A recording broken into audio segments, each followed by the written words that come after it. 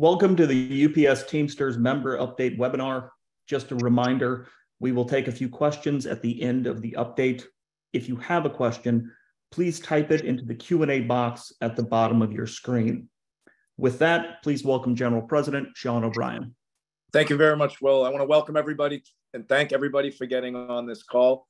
We have over 20,000 members registered for this call. And if you weren't able to get on the call, we have two important updates. First, the video of the call will be on our app and also on YouTube. So make sure we encourage our fellow members who were unable to watch to make sure they watch the video and understand where we're at in this process. Today, we're going to talk about the tentative agreements we've reached so far. Right now, the summary of all the tentative agreements are on our app. You can click the new TA icon on the homepage of the app. You can review and read all the summaries. When we reach the full tentative agreement, we will have made over 60 changes throughout the contract, all favorable for our members. This is a record number of changes. Most updates right now are non-economic, but some economic tentative agreements have been reached, including ending the 22-4 classification and making everybody regular package car drivers. We ended forced overtime on scheduled days off. We got Martin Luther King Day for the first time as a paid holiday. We have lots of details on the app now to read and review. Negotiations broke down at 4:15 a.m. on July 5th. And why did they break down? UPS said they had no more to give. And what does that mean? It meant that part-time wages, they weren't addressing, they weren't taking them serious. We forced UPS to make big moves. Since April, we've won major improvements. We've given zero concessions. We've got stronger 9.5 right protections. We've got AC in all new vehicles, which is historic. Vehicles also getting new heat exhaust shields to protect from excessive heat in the cargo compartments and also proper ventilation. All package cars until the AC is implemented will be getting 2 fans. Inside conditions, we've got more ice machines, more water. And again, on the app, read through all the tentative agreement changes that we've achieved. During economics, UPS put more on the table for our full-timers. UPS lowballed our part-timers, trying to create a division between the full-time and the part-time, trying to leave huge portions of part-timers left out. We are not going to allow that to happen. As we've reported, part-time wage increases that UPS put on the table were offensive and embarrassing for them.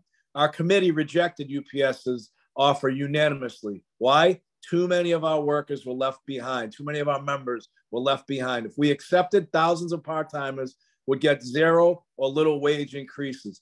This is unacceptable.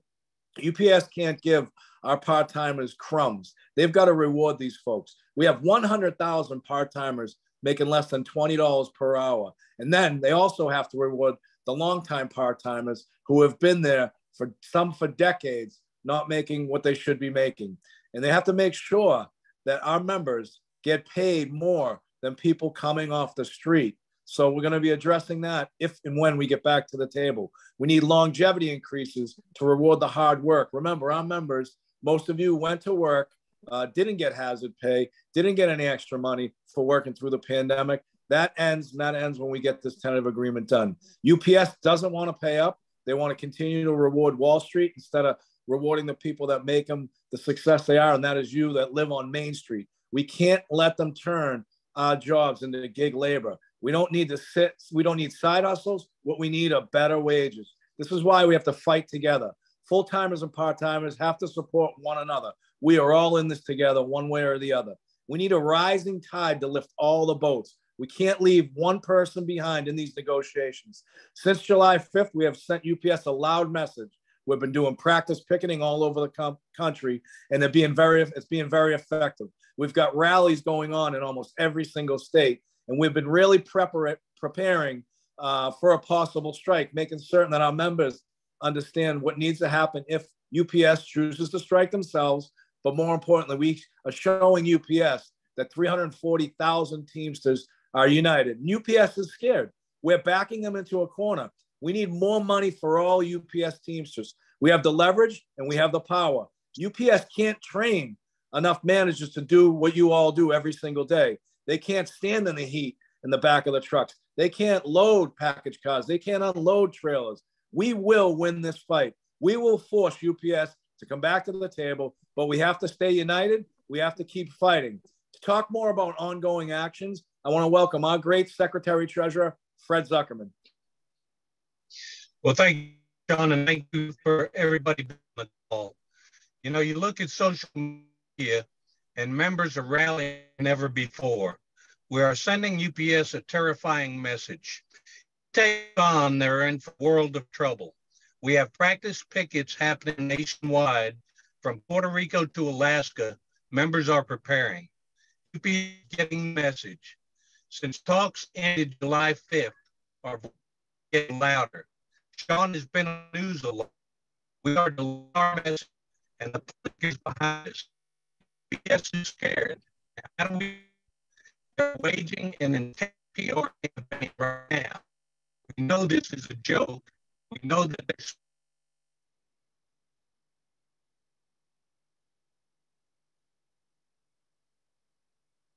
Thank you, Fred. Obviously, he's got a bad connection. You know, our GST is working real hard. He's been working hard for a year to make sure that the finances are all lined up and we're ready to fight. We are in a great spot to fund a labor dispute, a strike, if that happens.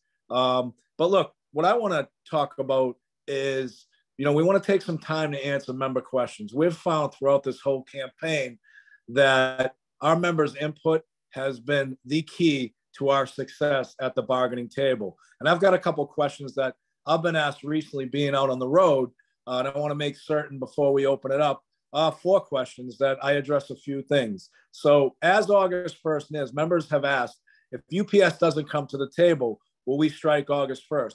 If we don't come to a tentative agreement by July 31st at 12:01 a.m., we will be striking. We will not work without a contract.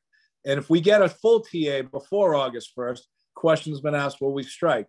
We are not going to agree to a tentative agreement unless it's good for our members, and we know what our members want. UPS knows what they need to do. In the event that we get a tentative agreement subject to ratification of our members, and we recommend it, and our members are satisfied with it, we will work until the contract is ratified. In the event it doesn't get ratified, then we will put UPS, or UPS will put themselves on strike. And another question is, how long does the ratification process take? Ratification process takes approximately 3 weeks, give or take. You know, some bumps in the road, but we think we can, if we get to a tentative agreement, we can have it out to our members. Obviously, it'll be on our app, our social media, and we'll be able to ratify this thing within 3 weeks, 3.5 weeks. And also, members want to know, will I get paid if we go on strike? As you know, we've got a very lucrative strike and defense fund. During the last convention, previously, if anybody went on strike in this great union, you'd have to wait 8 days to get paid. Right now, because we made the changes during the convention in our constitution, our members will get paid from day one. It's 5 times the dues rate with a minimum of $200. And then it's another question, can UPS provide enough scabs to do our work? They absolutely cannot provide enough scabs to do your work. I mean, think about it. The job is very skilled, whether you're a part-timer or a full-timer. There's a lot of technology involved, and there's no way that scabs can do our work. So we will be able to shut this company down if need be. And remember, this company provides 6% of the gross national product throughout this country. There's no way anybody can do your job or will attempt to do your job. And now I'd like to hear from members about their questions. Will, would you please ask the members for some questions? Yes, Sean, we have a lot of questions coming in on the chat. One that is popping up often. This comes from Paul. When we do reach a full tentative agreement, will we vote from home or will we vote in person like the strike vote? No, we will be voting from home, consistent with how we've done it in the past. Okay. Another question from Natasha. Should we go on strike once it is resolved, will we retain our seniority? Yes, you don't lose anything. And look, that's a condition. We would never go back to work unless everybody was taken care of and, most importantly, protected. Okay. Another question from David. For workers who have been at UPS 15 to 20 years or more, are we fighting for higher wages for those members too? We are fighting for higher wages for everybody, and anybody that's been there, especially in the part-time ranks, anybody that has been there significant amount of years, we propose longevity increases for those folks because UPS chose over the last several years to implement MRAs, market rate adjustments, where people off the street were making either the same or just a little less that have never done the job. So we want to make sure that we reward, we drive up the starting rate for part-timers, but more importantly, reward the long-time people that have been there with longevity increases as well. Okay, the next question comes from Andrew. As RPCDs, what should we tell our customers, the general public, if they are concerned about missing their packages? They should call UPS and tell them to do the right thing by our members who provide goods and services to them. This is not our members' fault. This is not the International Union's fault. This is UPS and corporate greed at its best. You should encourage the customers to call UPS and tell them to do the right thing by their drivers and part-timers and loaders. Okay, another question from Trevor. What is the chance the White House gets involved? Will they force a contract on us? We've been very clear with the White House. We've told the White House, and I've used this analogy throughout our negotiations, throughout our rallies and practice pickets, that we have taken a strong position with the White House that, you know, my neighborhood where I grew up in Boston, that if two people had a disagreement and you had nothing to do with it, you just kept walking. And we echoed that to the White House on numerous occasions. And we don't need anybody getting involved in this fight. All we need and all we need for anything is a strong 340,000 Teamsters fighting every single day. UPS needs to come to the table. The White House shouldn't be concerned with the Teamsters. They should be concerned with corporate America, who keeps making billions upon billions of dollars off the sweat of our members. And we're not going to allow anybody to implement a contract. And we have a saying, our administration, our GST and myself, that, you know, we would rather ask for forgiveness than permission. Okay, the next question comes from No. Today, Sister Sarah Nelson of the AFA talked on television about the 4 Ds that corporations use: divide, delay, distract, and demoralize. Can you speak about how UPS may be currently doing this? Well, UPS is in a tough spot right now, and you know there's no division. I can promise you that in the ranks of our members. Fred and I and the rest of our team have been going all around the country, and we have a membership for once that is united and ready to fight. Demoralized by making insignificant offers to our members, devaluing them. You know, that's all part of negotiations. But at the end of the day, you know, we're going to get the best contract. And remind everybody, this is the largest collective bargaining agreement in the entire labor movement. So you all will set the tone on the direction of organized labor moving forward. I'm not worried about any little ploy or any tactic that UPS is trying to utilize right now. We're concerned about getting our members the best contract, and we will get our members the best contract. Okay, and then we have a question here from Tate. When UPS does decide to come back to the table, how will the members be notified?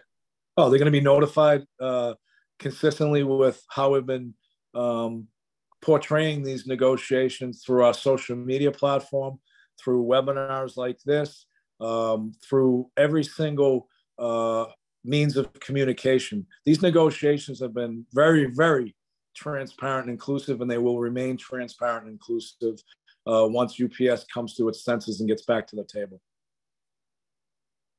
Okay, and then just finally, a general update for all members. There is a highlight sheet of all current tentative agreements available on the app. If you have not downloaded the UPS Teamsters app, please do so. Starting today, you'll be able to review that document and discuss it among your coworkers. With that, Sean, if you'd like to sign us out. No, listen, I just want to thank everybody for getting on the call. We've got 15 days left. UPS needs to get their asses to the table and do what's right by our members. We will keep you informed and stay tuned. We're going to win this battle. Thank you.